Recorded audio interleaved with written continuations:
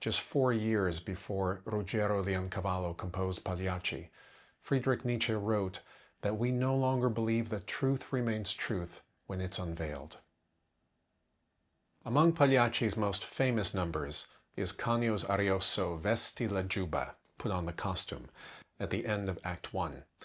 This arioso serves as the transition from outer reality, in which Canio is heartbroken to discover his wife Neda's infidelity, to inner play, where the consequences of this revelation become devastatingly real.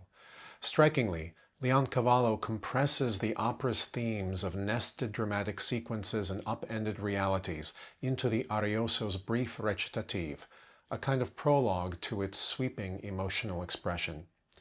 Here, Leoncavallo intimates Canio's growing derangement and grief by fragmenting and disorganizing the music's linear structure. As Canio sings, "Perform the play while I'm racked with grief, not knowing what I say or what I do," the music begins in C major, but unexpectedly digresses into D minor.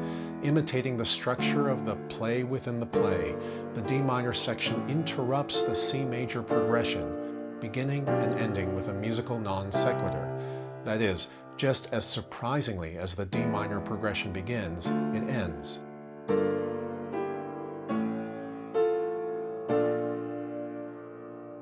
And the C major progression resumes where it left off moments before the D minor interpolation. Without the section in D minor, the C major progression operates fully independently, ending with a resolved cadence.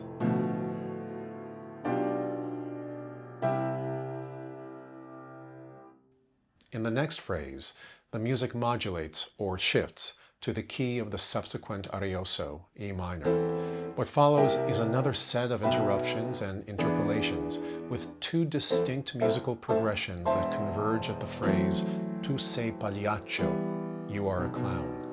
The text betrays Canio's hesitations and uncertainties, "And yet I must force myself to do it. Bah, you are not a man, you are pagliaccio."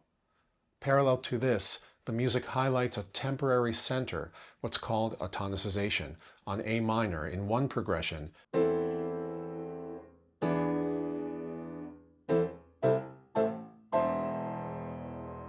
and reinforces E minor in the other.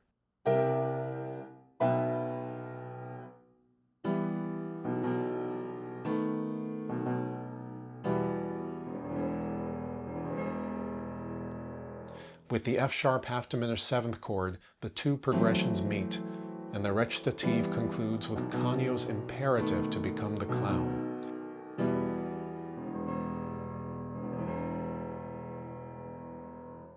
As Leoncavallo composed it, the music sounds like a disordered puzzle, a convulsion of tonal order to parallel Canio's disoriented mind. This recitative covers two independent keys, C major and E minor, with two digressions into D and A minor.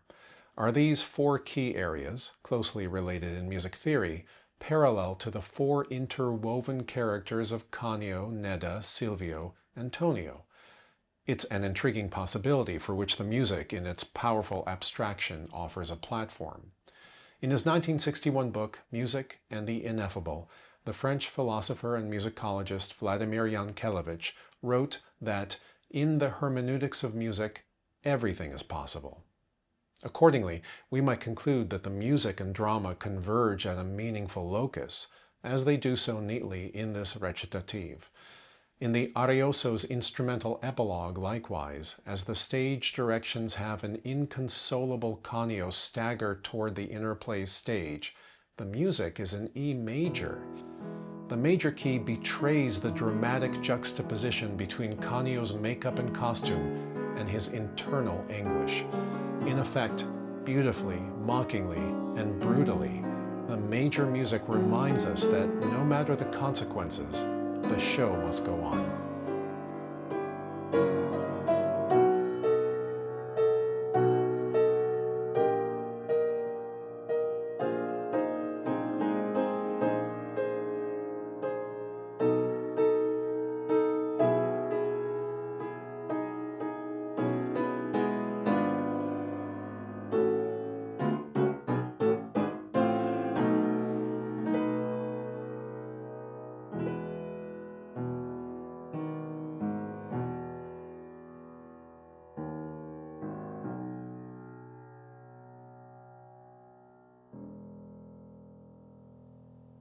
And so we may view Canio's overlapping roles, wronged husband, clown, and ultimately murderer, playing out at an emotional distance because of the narrative's layered framing, the play within the play.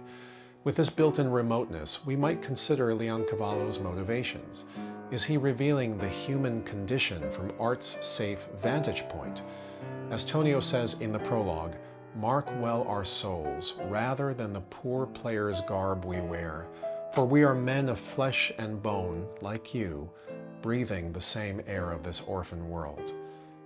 At the same time, is Leoncavallo artfully suggesting we not peer too deeply underneath the dramatic surface, like Canio did, for the sake of our well-being? Could obsessing over truth awaken the devil within? To quote Yankelevich, "In the very measure that one tends to confer upon music the dimension of depth, music is perhaps the most superficial form of appearance."